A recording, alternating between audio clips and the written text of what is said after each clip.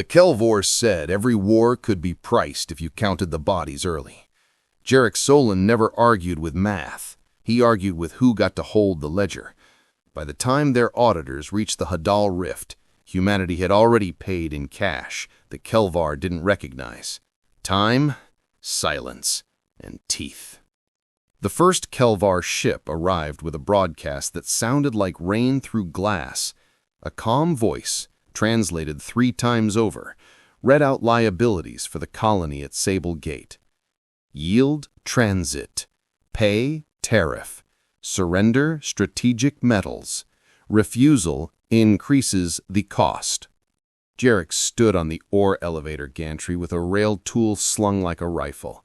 He'd been a welder before war turned anything with a barrel into a weapon. Do they say what happens if we're broke? Only what it costs to resist, Yarrow said. Across the settlement, lights thinned to embers as Jarek ordered everything dimmed. Mines shut down, homes fell to the blue of pre-dawn that makes a town hold its breath. The Kelvar's second message was shorter. Tariff unpaid. Adjustment applied. A spear of white carved the slag stacks into a false noon. The shock hit the gantry late, a slap of hot air and grit. Jarek watched where the beam cut, what it spared, how it probed for a reaction, like a surgeon testing a nerve. They don't want a fight. They want a number.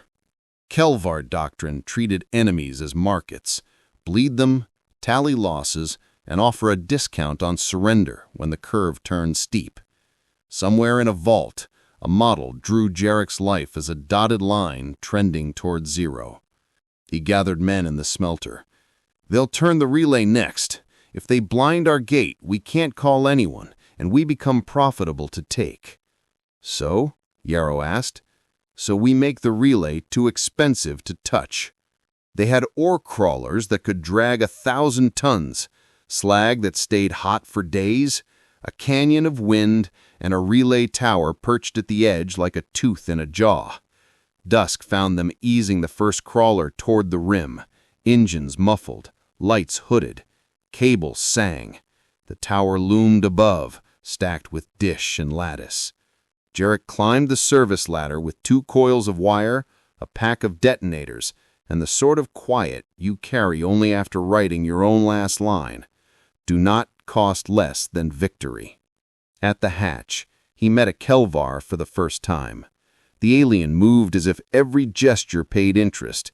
Pale bone-metal chassis, 4 fingers split at the last knuckle, a head like a balance scale. Human, it said, you cannot raise the cost above inevitability. Maybe not, but you mispriced something. What variable? Me. He kicked the hatch, slid inside, and pulled the main breaker. The tower screamed as the safety dampers fought a rush of wind. Far below, the first crawler spilled its slag into the thermal updraft. The canyon became a lung filled with fire. His crew drove the second crawler to the edge and cut the brakes. It slid and tipped. Heat punched the relay. The guy wires went from taut to singing to snapping, and the world became a harp, the violence. The Kelvar reached for Jarek with precise motion. He put a gravel bar through its wrist. You price us like machines, he said, but we're men. We pay different. Dawn came early, a smear of copper through smoke. The Kelvar ship descended until its shadow moved like a continent over the rift. Its beam carved the opposite wall into glass. If they couldn't take the relay, they'd erase the ledge. Jarek's crew had already chained the base to crawler frames. He stood on the top platform with a spool gun and a prayer. He wasn't a priest, but he knew the math of steel. Pull! Engine screamed. The relay tore loose like a rotten tooth. For one mad second, it hung between falling and flight. The updraft caught it. Cable snapped taut. The whole tower swung out over the rift like a pendulum. Again! The second pull carried it clear. Wind did the rest, cradling the relay over the inferno. The Kelvar beam followed, but heat haze fractured the targeting. The relay drifted into the hottest column of rising air. Jarek's detonators clicked to armed. He waited until the ship's nose dipped to aim again, until the model somewhere must have printed its last neat line. Expected surrender in 19 seconds. He thumbed a switch. The relay didn't explode outward. It collapsed inward. Every joint letting go, every seam shearing on cue, and the tower folded like a knife. The blast stayed in the plume. The shock hit the Kelvar ship's underside with the violence of a hammer inside a bell. Armor buckled. The ship wobbled, found balance, then lost it as the updraft rolled. Its beam carved a harmless line through sky and stone as it clawed for altitude and bled. On the gantry, Jarek lowered the spool gun and let the prayer finish. He hadn't asked for victory. He'd asked to cost more than the Kelvar could pay today.